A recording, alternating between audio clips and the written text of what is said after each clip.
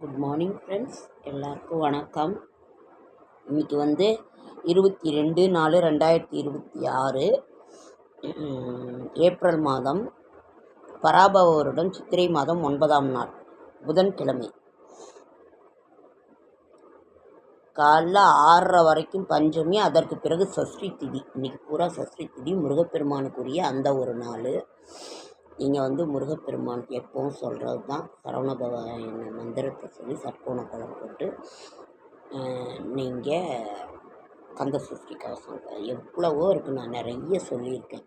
அதெல்லாம் நீங்கள் இப்போ உங்களால் முடிந்ததை பாராயணம் பண்ணுங்கள்.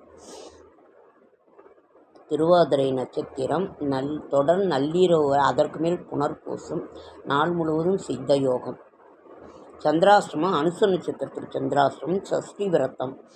மதுரை சித்திரை திருவிழா அழகாக நடந்து கொண்டிருக்கிறது.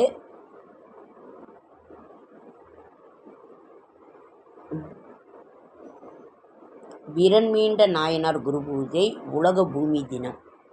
அதாவது புதன்கிழமை வந்து உலக பூமி தினம். பூமியை நாம் மாசுபடாமல் பத்திரமாக பாதுகாப்போம். அந்த பிளாஸ்டிக்லாம் இது பண்ணாக்கா பூமியினோட மண்வளம் பாதிக்கும். முன்னெல்லாம் வந்து நிலாவிலேருந்து பார்க்கும்பொழுது பூமி அப்படியே பசுமையான உருண்டையாக அவ்வளோ அழகாக தெரியுமா. இப்போல்லாம் அப்படியே கரும்புகை சூழ்ந்து ஒரு மாதிரி தெரியுதான்.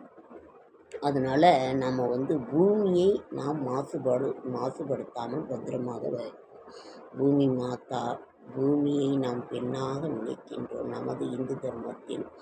அதனால தான் பூமி மாதான்னு சொல்லுவாங்க. பொறுமையில் பூமாதேவியாக இருக்கணும்னு சொல்லுவாங்க. நம்ம தடன்னு ஓடக்கூடாது, மிதிக்கக்கூடாது. அதனால தான் தூங்கி எழுந்தோன்னா வாசப்பட்டு கோலம் போட்டு அதை இது பண்ணுறோம். மகாலட்சுமி அந்த சாணம் கிடைச்சா தெளித்து அதை இது பண்ணுவாங்க. அப்போ தான் நம்ம வீட்டுக்கு மகாலட்சுமி வரும். அதனால் உலக பூமி தினம். பூமியை நாம் பத்திரமாக பாதுகாக்கணும். மொத்த உலக பூமி பரப்பளவில்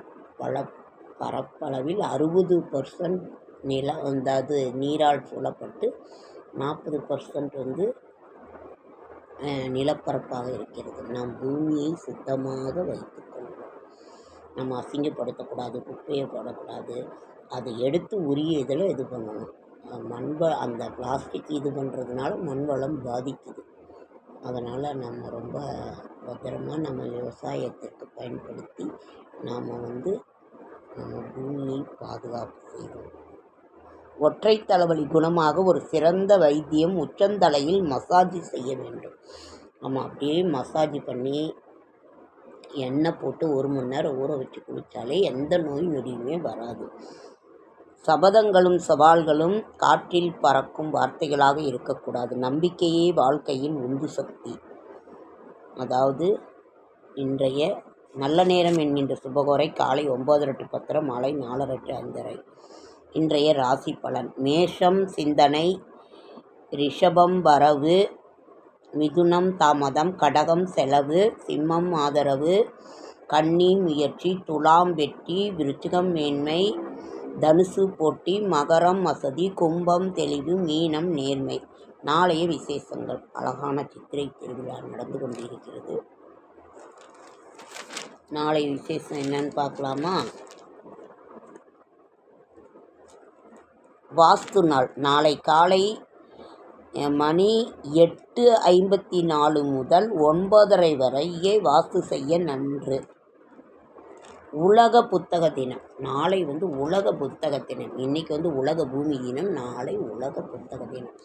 புத்தகத்தில் இல்லாதது என்ன இருக்குது? இப்போல்லாம் ஊருக்கு புத்தக கண்காட்சி போட்டு எல்லாம் விற்கிறாங்க. நீங்கள் வேணுங்கிற புக்கு வாங்கிக்கலாம். ஆனால் பழைய பேப்பர் மாதிரி இல்லை. கொஞ்சம் மேலே தான் நல்லா இருக்குது. பழைய பேப்பர் மாதிரி இல்லை, கொஞ்சம் விலை அதிகமாக இருக்குது. புத்தக கண்காட்சி இல்லாத புக்கே இல்லை. நீங்கள் அதனால் எல்லாருமே வாங்கி படிங்க.